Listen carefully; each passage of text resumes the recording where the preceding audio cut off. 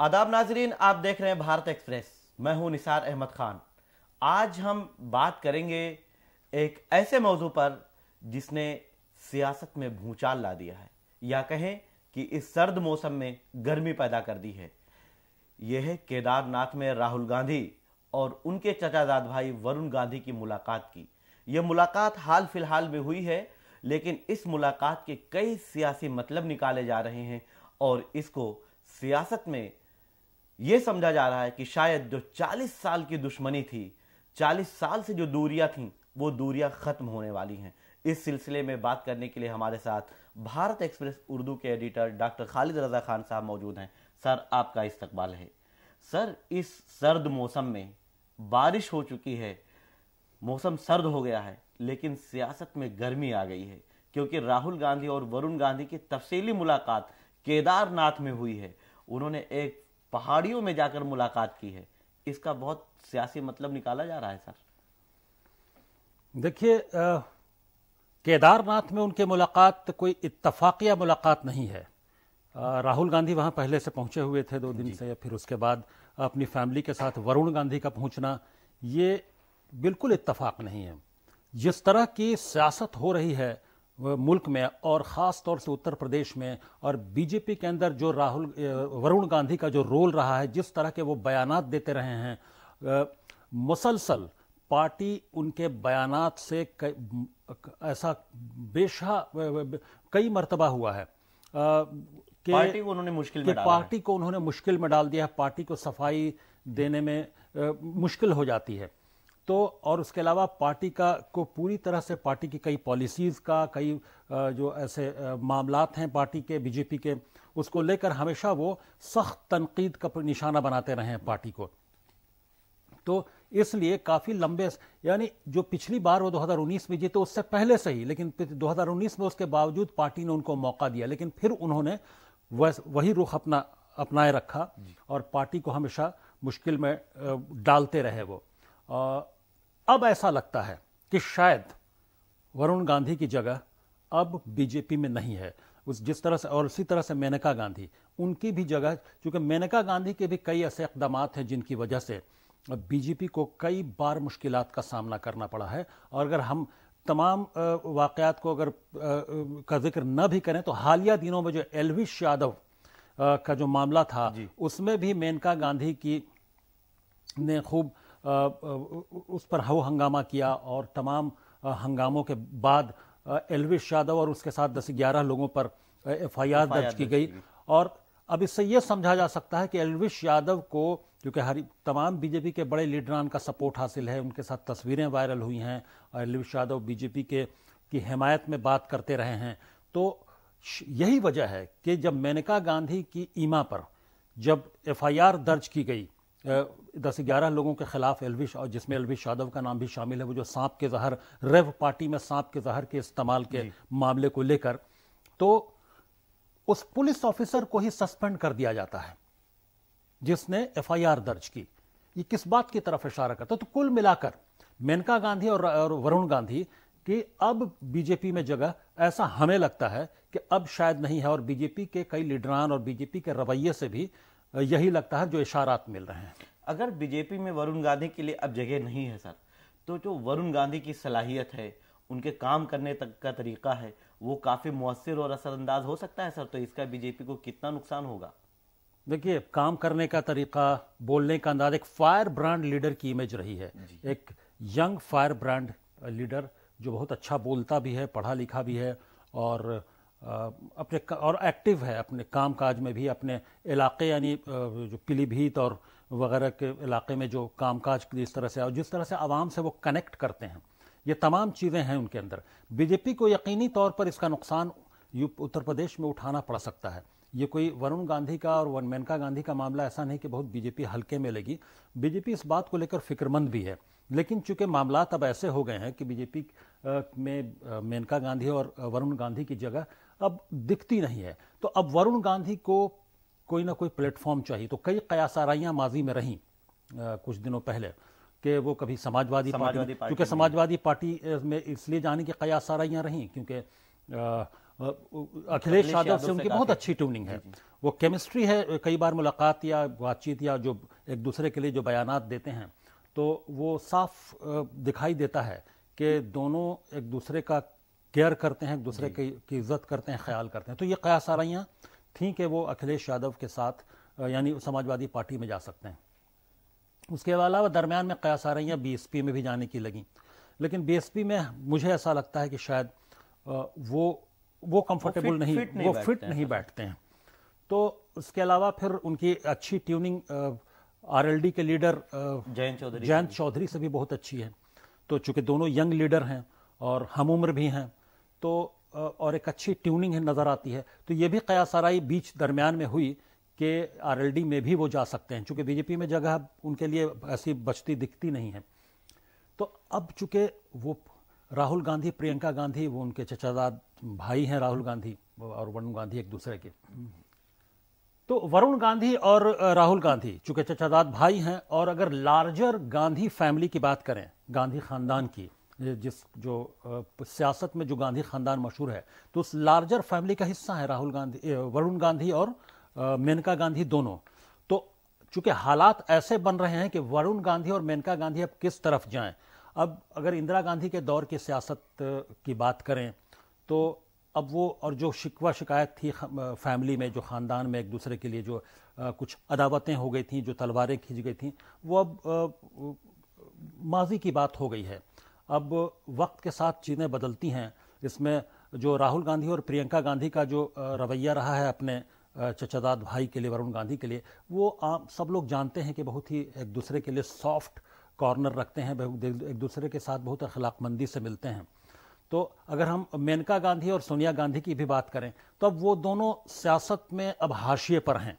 उम्र के लिहाज से भी अगर हम देखें तो मेन स्ट्रीम सियासत में राहुल गांधी, प्रियंका गांधी और वरुण गांधी ही हैं। तो और इनके दरमियान ट्यूनिंग अच्छी रही है। ये और बात है कि पब्लिक प्लेस पर ये लोग नहीं मिलते हैं, ये लोग कैमरे के आगे इनकी मुलाकातें नहीं होती हैं, लेकिन अंदर खाने इनकी मुलाकातें, इनकी बातचीत, ये सब होती रहती है। ये हम लोगों को भी एक सहाफ़ी के नाते अपने सोर्सेज से ये मालूम है कि इनके दरमियान गुफ्तगू होती है और मुसलसल गुफ्तगू, और ये लोग एक दूसरे से राब्ते में रहते हैं। तो इसलिए अब अगर हम सियासी इस तनाजुर में देखें तो वरुण गांधी के लिए कोई बड़ी जगह अगर देखा जाए तो कांग्रेस ही नजर आती है। अब सवाल यह उठता है कि कांग्रेस में अगर वरुण गांधी आ जाते हैं तो फिर प्रियंका गांधी और राहुल गांधी, वरुण गांधी, इन सब का रोल क्या होगा। अब चूंकि एक तरह से स्टीयरिंग व्हील पर कांग्रेस में राहुल गांधी ही हैं, और यह और बात है कि मल्लिकार्जुन खड़गे प्रेसिडेंट हैं, लेकिन कुल मिलाकर एक लीडर की एक्सेप्टेबिलिटी राहुल गांधी की कांग्रेस के अंदर है, और एक की रोल प्ले करती हैं प्रियंका गांधी भी। उत्तर प्रदेश की भी कमान है उनके पास। इसलिए अब वरुण गांधी का रोल क्या होगा, यकीनी तौर पर इन सब पहलुओं पर बातचीत हुई होगी। जब केदारनाथ में राहुल गांधी और वरुण गांधी की मुलाकात हुई तो इन तमाम पहलुओं पर बात हुई होगी कि पार्टी में अगर वो आते हैं तो उनका क्या रोल होगा, वो कहाँ से कंटेस्ट करेंगे, क्या पीलीभीत से या कहीं और से कहाँ से कंटेस्ट करेंगे, और क्या क्या चीज़ें होगी। तो फिर इंडिया अलायंस में उनके आने से क्या फ़ायदा होगा, इंडिया जो अलायंस है जो नया बना है, फिर उस पर क्या असर पड़ने की उम्मीद है, बीजेपी उस पर कैसे इस पर अटैक कर सकती है अगर ये कांग्रेस में जाते हैं। फिर बीजेपी को एक और मौका मिल जाएगा, गांधी खानदान, फिर लार्जर गांधी खानदान के गांधी फैमिली, फिर सब एक हो गए गांधी फैमिली के लोग। तो इन तमाम पहलुओं पर बातचीत, मंथन चल रहा होगा, और ये शायद पब्लिक में ये बात आ गई कि पहले से भी ये बातचीत चल रही होगी, तभी उनकी मुलाकात पूरी ये कहें कि मीडिया ग्लेयर से दूर और तमाम सियासी शोरगुल, तमाम हंगामों से दूर, केदारनाथ हिमालय में जाकर पहाड़ पे मुलाकात करना, केदारनाथ जैसी जगह मुलाकात करना, ये यकीनी तौर पर कुछ न कुछ इसके नतीजे निकलने वाले हैं। आपने दो खास बात की, एक तो प्रियंका गांधी और राहुल गांधी के रिश्ते को लेकर बात की, दूसरा वरुण गांधी के जो अखिलेश यादव और दूसरी पार्टियों में जयंत चौधरी या मायावती की बात कर ले, उनसे भी बहुत अच्छे ताल्लुकात हैं और ये खबरें मीडिया में आती रहती हैं। प्रियंका गांधी का रोल जो है, आप जब हम बात भी करते हैं तो आप बताते रहते हैं कि प्रियंका गांधी वरुण गांधी के घर जाती हैं, उनसे मुलाकात भी करती हैं, और ख़ास तौर पर जब त्यौहार आता है उनका रक्षाबंधन का, तो उसमें वो राखी भी बांधती हैं। जिस तरह राहुल गांधी को राखी बांधती हैं, उसी तरह से वरुण गांधी को भी बांधती हैं। क्या प्रियंका गांधी अहम किरदार अदा कर रही हैं इस रिश्ते को आगे बढ़ाने में, और जो पिछली दूरियां थी या ना इत्तेफाकियां थी उनको खत्म करने में? मैंने पहले कहा अभी कि प्रियंका गांधी बहुत की रोल में है। अब का जो गांधी खानदान है, उस नए गांधी फैमिली में प्रियंका गांधी का बहुत अहम रोल है। वो एक की रोल अदा कर रही हैं, और वरुण गांधी को राहुल गांधी से मिलाने में यकीनी तौर पर प्रियंका गांधी का अहम रोल रहा है। वो बहुत पहले से इस कोशिश में रही हैं कि वरुण गांधी उनके फोल्ड में जाए, लेकिन वो सबके रोल को लेकर बातचीत, किसका क्या रोल होगा, इस पर तमाम लोग चर्चा कर रहे होंगे। इंटरनल एक बहस भी होगी, एक डिबेट भी चल रही होगी, और इस पर मंथन हो रहा है। लेकिन ये जो मुलाकात हुई है, ये प्रियंका गांधी की मर्जी के बगैर उनके मुस्बत रोल प्ले किए ये मुलाकात मुमकिन ही नहीं थी। इसमें की रोल प्रियंका गांधी का ही है, तब यह मुलाकात केदारनाथ में हुई है। और अब जो 45 मिनट की मुलाकात है, ये कम नहीं होती है कि अगर वाकई दो फैमिलीज में गांधी खानदान के अंदर अगर ये इतनी कशीदगी होती तो 45 मिनट मुलाकात नहीं होती है। रस्मी तौर पर आमने सामने एक दूसरे से मुलाकात कर लेते ये लोग, और एक दूसरे को देखकर सलाम दुआ करके निकल जाते, लेकिन 45 मिनट की मुलाकात, इसमें सियासत के अलावा और क्या गुफ्तगू हो सकती है? इसी हाल फिलहाल में देखने को मिल रहा है कि राजस्थान इलेक्शन में, मध्य प्रदेश इलेक्शन को लेकर अखिलेश यादव और कांग्रेस के बीच दूरियां काफी बढ़ गई हैं। इंडिया अलायंस का हिस्सा होने के बावजूद दोनों अलग अलग इलेक्शन में हिस्सा ले रहे हैं, और खास तौर पर जो यूपी के सदर हैं, अध्यक्ष हैं अजय राय, उनका बयान भी आ गया और वो उसने आग में घी डालने का काम कर दिया। अखिलेश यादव बेहद नाराज हैं। वरुण गांधी के आने के बाद क्या ये दूरियां खत्म हो सकती हैं?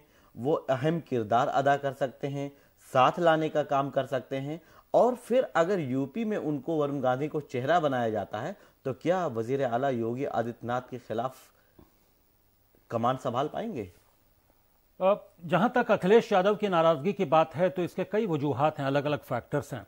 मध्य प्रदेश में कांग्रेस को लगता है, कांग्रेस जिस तरह से वहां पर मजबूत रही है, हालांकि एक दो सीटें समाजवादी पार्टी के पास रही हैं, लेकिन कमलनाथ का जो, अगर हम यूं कहें कि कांग्रेस में, मध्य प्रदेश में कांग्रेस पार्टी में कमलनाथ की ही चलती है। कमलनाथ जो चाहते हैं वो अपने टर्म्स पर वहां इलेक्शन लड़ रहे हैं, वही पार्टी के लिए तमाम तरह से फंड रेजिंग का काम कर रहे हैं। तो जो फंड रेजिंग करेगा, जो कमान संभालेगा, वो अपनी जिसे कहते हैं अपनी चलाएगा।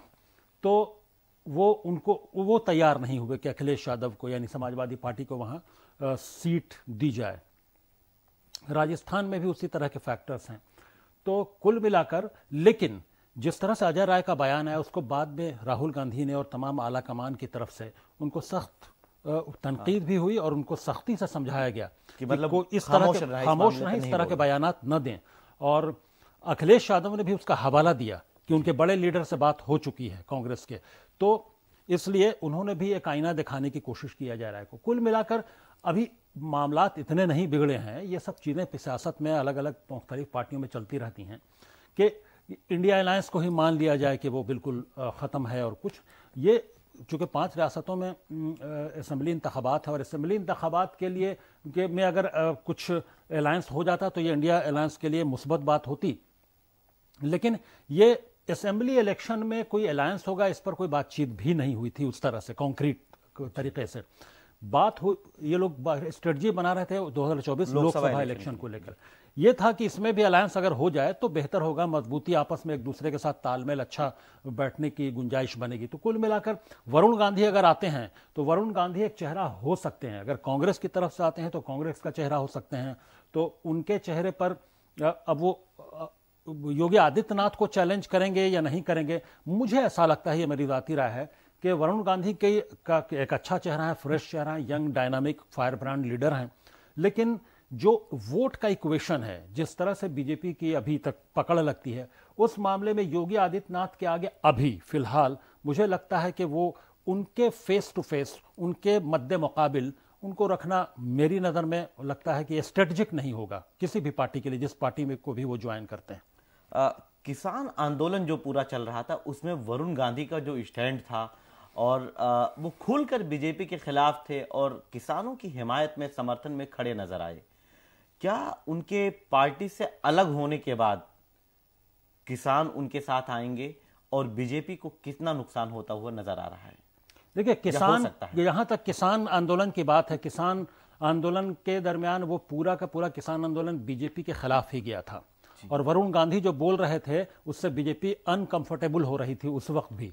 और बीजेपी, वरुण गांधी की इमेज किसानों के दरमियान एक अच्छी इमेज बनी उन्होंने क्योंकि उन्होंने किसानों की हिमायत में खुलकर बोला और बीजेपी की पॉलिसीज को क्रिटिसाइज किया।